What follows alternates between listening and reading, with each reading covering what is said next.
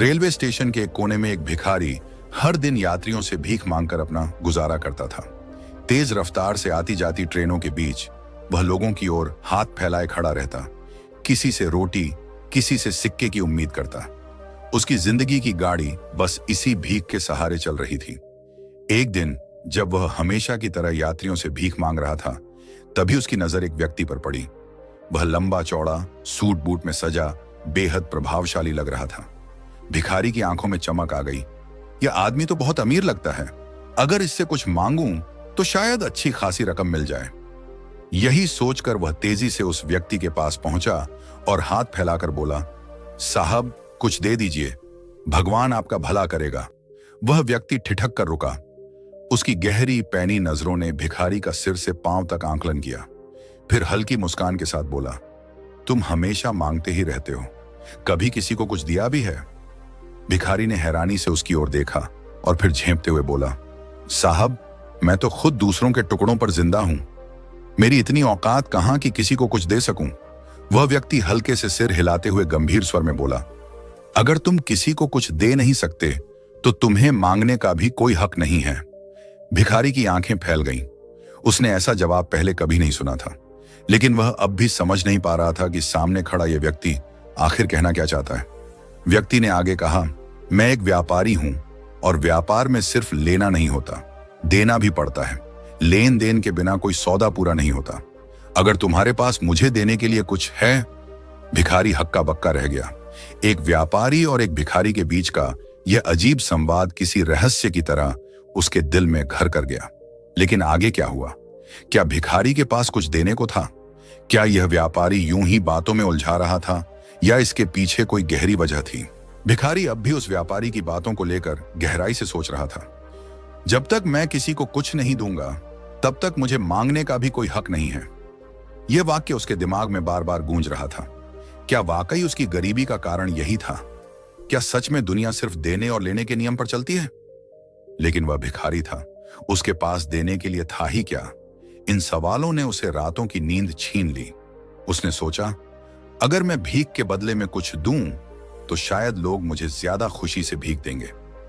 लेकिन सवाल वही था, मैं दूसरों को क्या दे सकता हूं? 2 दिन तक वह इसी उलझन में रहा। वह स्टेशन के एक कोने में बैठा लोगों को आते जाते देखता, उनकी बातचीत सुनता, लेकिन उसे कोई जवाब नहीं मिला। तीसरे दिन वह स्टेशन के पास बैठा हुआ था कि अचानक उसकी नजर वहां खिले रंग बिरंगे फूलों पर पड़ी। ताजा खुशबूदार फूल झाड़ियों में झूल रहे थे। उसे एक विचार आया, क्यों ना मैं भीख के बदले में इन फूलों को लोगों को दूं? यह सोचते ही उसके चेहरे पर हल्की सी मुस्कान आ गई। उसे यह विचार बेहद पसंद आया। उसने तुरंत कुछ फूल तोड़े और अपनी झोली में रख लिए। अब जब भी कोई उसे भीख देता, वह बदले में उसे एक खूबसूरत फूल पकड़ा देता। लोग हैरान होते, लेकिन उनके चेहरे पर मुस्कान आ जाती। यह तो बड़ा अनोखा भिखारी है। कई लोग यह देखकर खुश हो जाते और उसे पहले से ज्यादा भीख देने लगे। धीरे धीरे उसकी पहचान फैलने लगी। अब वह हर दिन स्टेशन के आसपास से फूल तोड़ता और भीख मांगने के दौरान लोगों को देता।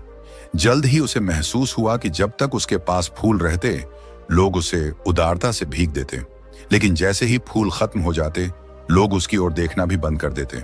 अब यह उसका रोज का नियम बन गया। फूल उसकी भीख का हिस्सा बन चुके थे। लेकिन एक दिन जब वह ट्रेन में भीख मांग रहा था, उसकी नजर उसी लंबे व्यापारी पर पड़ी जो पहले उससे सवाल पूछकर चला गया था। उसका दिल तेजी से धड़कने लगा। क्या वह उसे पहचान पाएगा? क्या अब वह कुछ कहेगा, या फिर यह मुलाकात उसकी जिंदगी में कोई नया मोड़ लाने वाली थी? पहले व्यक्ति ने हल्की मुस्कान के साथ आगे कहा, जब हम खुद किसी को कुछ देने के काबिल होते हैं, आपकी एक सीख ने मेरी जिंदगी बदल दी। दूसरा व्यक्ति, जो अब भी हैरान था, गौर से उसकी ओर देखने लगा। वही भिखारी जो कुछ महीने पहले रेलवे स्टेशन पर भीख मांगता था, आज आत्मविश्वास से भरा एक सफल व्यापारी बन चुका था। उसकी आंखों में अब कोई लाचारी नहीं थी, बल्कि सफलता की चमक थी। पहले व्यक्ति ने आगे बताया, उस दिन जब आपने मुझसे फूल लिए थे और कहा था कि अब मैं भी एक व्यापारी बन गया हूं, तब मुझे एहसास हुआ कि भीख मांगकर गुजारा करना मेरी किस्मत नहीं थी। मैंने तय कर लिया कि अब मैं सिर्फ लूंगा नहीं, बल्कि दूंगा भी। दूसरा व्यक्ति अब दिलचस्पी लेने लगा। उसने उत्सुकता से पूछा, तो फिर तुमने आगे क्या किया? पहले व्यक्ति ने गहरी सांस ली और कहा, मैंने फूलों का व्यापार शुरू किया। शुरुआत में स्टेशन के पास के फूल तोड़े, फिर आसपास के बागानों से फूल इकट्ठा करने लगा। धीरे धीरे मैंने फूलों को सजाकर स्टेशन के बाहर बेचना शुरू किया। लोगों को मेरा यह तरीका पसंद आया और मेरी आमदनी बढ़ने लगी। कुछ ही महीनों में मैंने एक छोटी सी दुकान खोल ली और अब मेरे पास खुद का फूलों का व्यापार है। दूसरा व्यक्ति उसकी बात सुनकर मुस्कुराया और बोला, वाह, तो तुमने मेरे शब्दों को सिर्फ सुना ही नहीं बल्कि उन्हें अपनी जिंदगी में अपनाया भी। यही असली सफलता की पहचान है।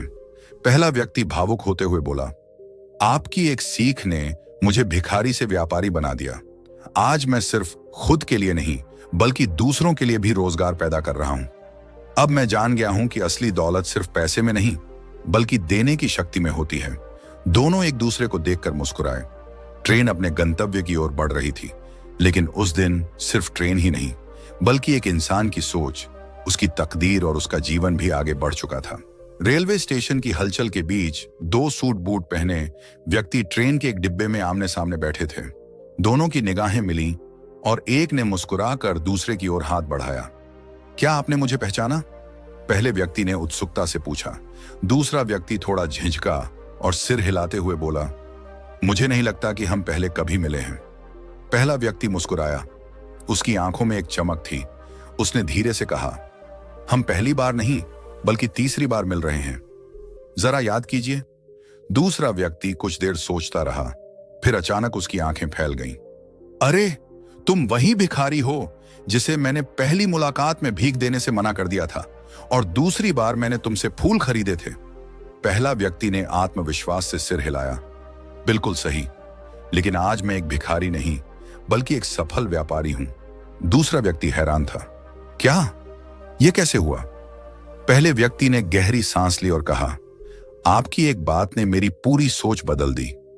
जब आपने पहली बार कहा था कि अगर मैं किसी को कुछ नहीं दे सकता तो मुझे मांगने का भी हक नहीं, तब मैंने सोचा कि क्या मैं सच में इतना असहाय हूं कि किसी को कुछ भी नहीं दे सकता। फिर जब दूसरी बार आपसे मिला और आपने कहा कि अब मैं भी एक व्यापारी बन गया हूं, तब मुझे एहसास हुआ कि असल में मैं कभी भिखारी था ही नहीं। दूसरा व्यक्ति अब पूरी तरह से उसकी बातों में डूब चुका था। पहले व्यक्ति ने आगे कहा, उस दिन मुझे समझ आया कि लोग मुझे भीख नहीं दे रहे थे बल्कि मेरे फूलों का मूल्य चुका रहे थे। वे मेरे फूल खरीद रहे थे क्योंकि इतनी सस्ती कीमत में उन्हें कहां मिलते। मैं उनकी नजरों में एक छोटा व्यापारी था, लेकिन मैं खुद को अब भी भिखारी ही समझता था। आपकी एक बात ने मेरी सोच बदल दी और सोच बदलते ही मेरी जिंदगी भी बदल गई। दूसरा व्यक्ति मुस्कुराया। तो फिर तुमने आगे क्या किया? पहले व्यक्ति की आंखों में आत्मविश्वास झलकने लगा। मैंने ट्रेन में फूल बांटने से जो पैसे इकट्ठे किए थे उनसे और ज्यादा फूल खरीदे। धीरे धीरे मैंने फूलों की बिक्री बढ़ाई और देखते ही देखते मेरा व्यापार फैलने लगा। अब मैं इस शहर का सबसे बड़ा फूल व्यापारी हूं। आज मैं खुद को एक सफल इंसान मानता हूं क्योंकि मैंने अपनी सोच को सीमाओं से मुक्त कर दिया। दूसरा व्यक्ति उसकी बातें सुनकर बेहद प्रभावित हुआ और बोला, सचमुच सफलता हमारे दिमाग में ही छिपी होती है। जिसने अपनी सोच बदल ली वह अपनी किस्मत भी बदल सकता है। स्टेशन आ चुका था। दोनों व्यापारी हंसते हुए ट्रेन से उतरे और अपने अपने व्यापार की बातें करते हुए आगे बढ़ गए। यह कहानी हमें सिखाती है कि हम वही बनते हैं जैसा हम अपने बारे में सोचते हैं। अगर हम खुद को कमजोर और असहाय मानेंगे तो हम हमेशा वैसे ही रहेंगे, लेकिन अगर हम खुद को काबिल और बड़ा सोचने वाला इंसान मानेंगे तो हम सफलता की ऊंचाइयों तक पहुंच सकते हैं। सोच बदलो तो जिंदगी बदल जाएगी। तो दोस्तों, अगर आपको हमारा वीडियो पसंद आया हो तो कृपया इसे लाइक करें, शेयर करें और हमारे चैनल को सब्सक्राइब करना ना भूलें। साथ ही बेल आइकन दबाना ना भूलें ताकि आप हमारे अगले वीडियो से हमेशा जुड़े रहें। धन्यवाद।